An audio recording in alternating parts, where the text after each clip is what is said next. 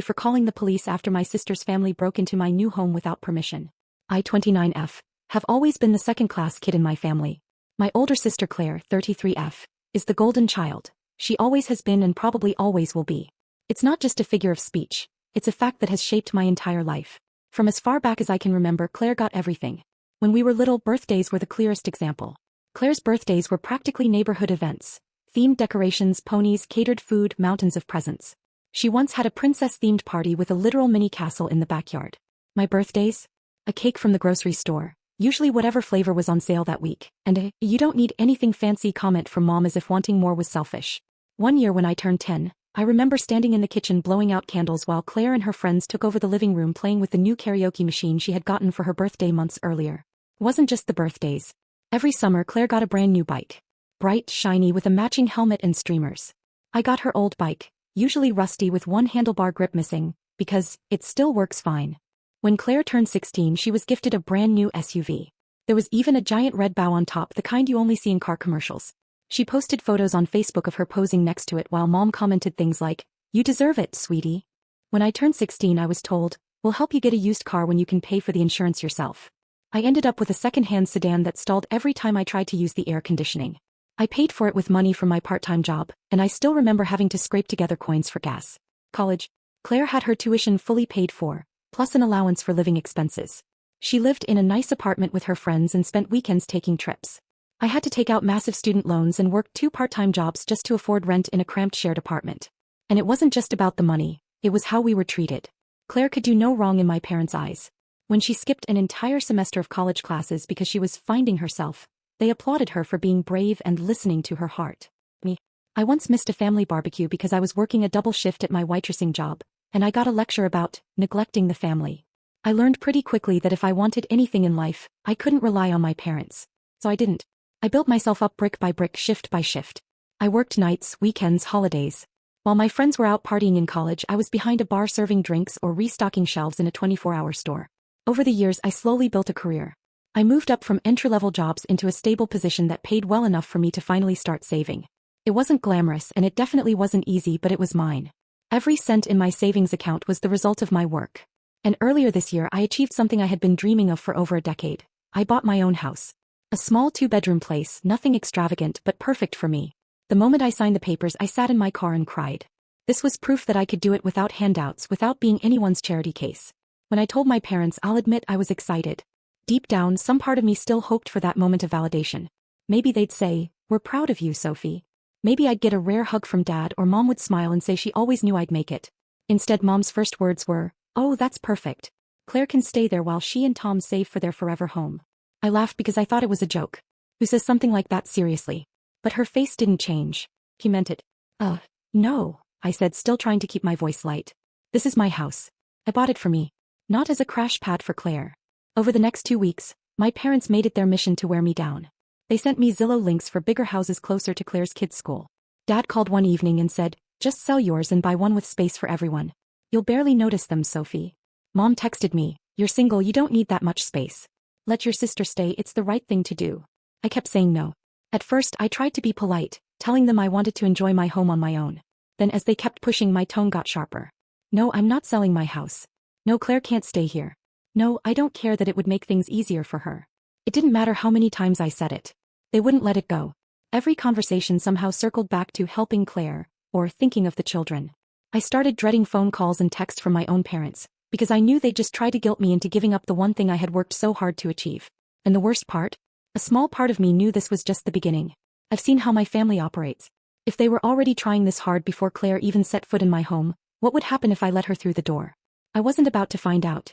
A couple of weeks after the constant "sell your house and move closer to Claire" campaign, I invited my parents over for lunch. I was trying to keep things civil despite how tense everything had been. We ate in the kitchen, made small talk, and for a brief moment I thought maybe things were cooling down. Partway through the meal, Mom excused herself and said she needed to use the bathroom. I didn't think anything of it. She was gone a few minutes longer than expected, but I figured maybe she was just touching up her makeup. We finished lunch, they left, and that was that. Or so I thought. That evening I went to grab something from the hook where I kept my spare house key. It wasn't there. I checked my purse, my desk drawer, even the pockets of the coat I had worn earlier that week. Nothing. I tore the place apart. Under cushions, inside the junk drawer, in my toolbox. Still nothing. I told myself I had probably misplaced it. Maybe I had left it in my work bag, maybe I'd find it later. The thought of someone intentionally taking it didn't even cross my mind. That was my mistake. 2 days later I got home from work and immediately froze on the doorstep. My front door was unlocked. I never leave my door unlocked. My stomach sank as I reached for the knob, and the second I opened it I could hear voices inside. Not just voices, the high-pitched squeals of kids playing, mixed with the deep murmur of Tom's voice. My heart was pounding. I stepped inside and it was like I had walked into a nightmare. My entryway was littered with little sneakers and backpacks. The living room was unrecognizable. My couch had been shoved against the wall. The coffee table was buried under piles of laundry and toy cars were scattered across the rug. I stormed down the hall toward the spare bedroom. The door was wide open and inside Claire's clothes were hanging in my closet. Her makeup bag was on my dresser. A suitcase was half unpacked on the floor. I saw red. "What are you doing in my house?" I yelled. Claire turned around like I had just walked into a casual Sunday brunch. "Oh hey," she said cheerfully. "We decided it was easier to just move in now instead of waiting." "You decided?" My voice was shaking, partly from anger and partly from disbelief. "This is my house." Claire shrugged like it was no big deal. "You've got extra space. We'll only be here a few months. You won't even notice." I could barely get the words out. "You stole my spare key. That's breaking and entering." Tom, who was leaning in the doorway like this was a perfectly normal conversation, chimed in. "Relax, your mom gave us the key. It's not breaking in if you're family." I stared at him, trying to comprehend how either of them could think this was remotely okay. "I don't care who gave you the key," I snapped. "You are trespassing. Get out. No. Or I'm calling the police." Claire laughed. She laughed. "You wouldn't dare. What kind of sister calls the cops on her own family?" I took a step forward and met her eyes. The kind whose sister just broke into her home. Without another word I pulled out my phone and started dialing 911. That's when Tom decided to play tough guy. He stepped into the hallway, partially blocking the doorway. "Let's not make this a big deal," he muttered. I shoved past him hard enough that he stumbled back. My hands were shaking as I told the dispatcher that my sister and her husband had broken into my house and were refusing to leave. The police arrived in under 10 minutes. Claire's demeanor changed instantly. She launched into full victim mode, tears welling up in her eyes. "She's kicking us out. With the kids. Where are we supposed to go?" Tom kept insisting it was just a misunderstanding, and that I was overreacting. One of the officers pulled me aside. "Do you want them trespassed from the property?" "Yes," I said without hesitation. Claire's face twisted with rage as the words sank in. "You're seriously doing this? To your own family?" "Yes," I said again. My voice didn't waver this time. The officers escorted them out. Claire clutched her kids dramatically, as though I was throwing them out into a snowstorm instead of a sunny afternoon. As they walked toward their car, she shouted back, "I hope you're happy, Sophie. You're dead to us." The door clicked shut behind them and for a moment I just stood there, my ears ringing in the sudden silence. My living room was still a mess, my heart was still racing, but the house was mine again. I didn't know it yet, but this was only the start of the war my family was about to wage against me. The next morning my phone was vibrating non-stop like it was possessed. I woke up to a wall of notifications and instantly felt my stomach sink. First message I see is from Mom. "Mom, what is wrong with you?" Then Dad. "Dad, you had the cops throw your sister out into the street. What kind of person does that?" I hadn't even processed those before I saw the post. Claire had gone full Facebook martyr. There it was, a long rambling paragraph about how her heartless sister had chosen her precious privacy over her homeless family. She painted herself like some saintly single mother cast into the cold by her cruel sibling. And to twist the knife, she attached a photo of her 2 kids sitting on the curb, their little backpacks beside them, faces all sad and pitiful. I know for a fact she posed them for that shot. Within an hour my messenger and texts were full of relatives and family friends piling on. "I can't believe you'd do this. Blood is thicker than water. You'll regret this one day." It was like being the main character in a family drama where everyone's decided you're the villain. But it didn't stop at just messages. Oh no. 2 days later I was at work when the receptionist called me.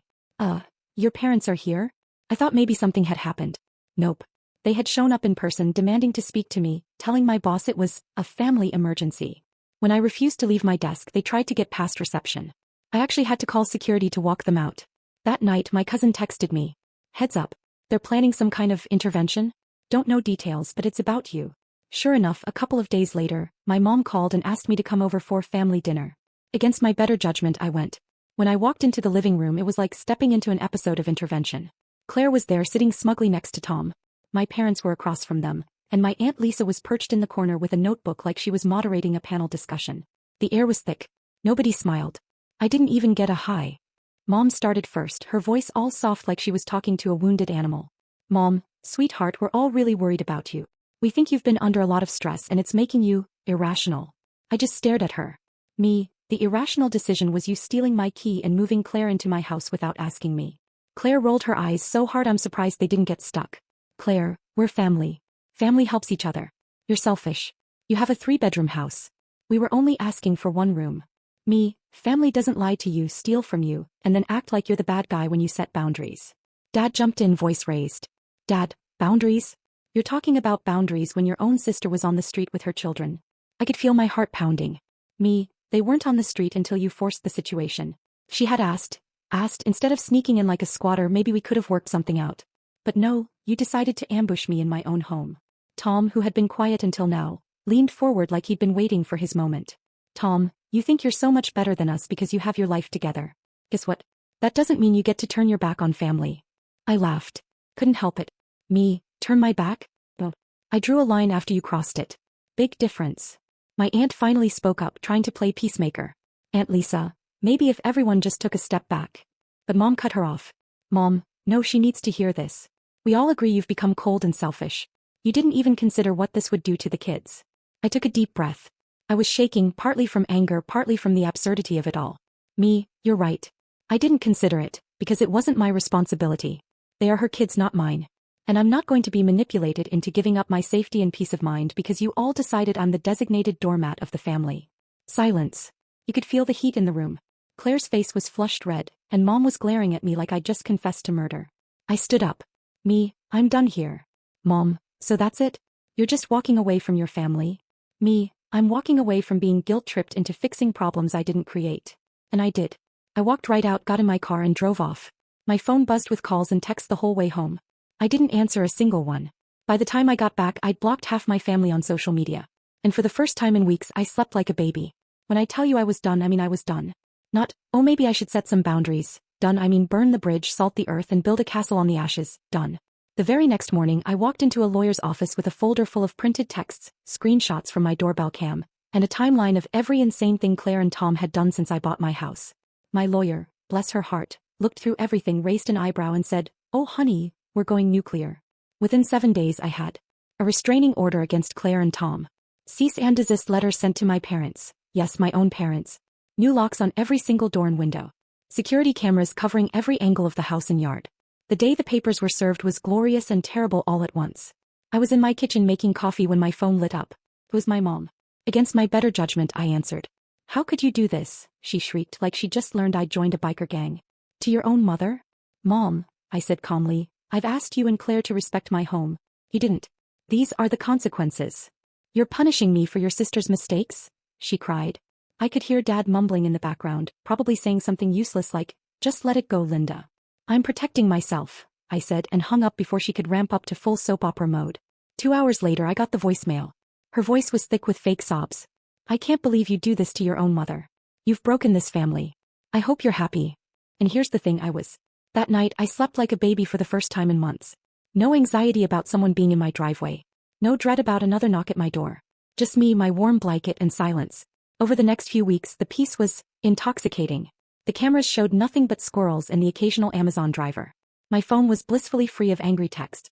My lawyer emailed me updates. Claire had tried to contest the restraining order, but the judge apparently wasn't impressed by her. "I'm her sister, I can visit whenever I want" defense. And my parents? Oh, they were fuming. I got one final text from Mom that said, "I don't know who you are anymore." I didn't respond. Fast forward a few months. I decided it was time to reclaim my home in the most satisfying way possible, with an actual housewarming party. Not a, "oh my family will crash it" party. Not a "keep it quiet so Claire doesn't find out" gathering. A real, loud, joyful celebration. I invited friends from work, people I'd known since college, my neighbors. Everyone except my family. We drank wine, blasted music, and filled the place with laughter. At one point my friend Jen raised her glass and said, "To finally having your house, all yours." Everyone cheered and I swear I could feel the walls agreeing with her. A week later I went one step further and adopted a rescue dog. A goofy, lovable mutt named Daisy.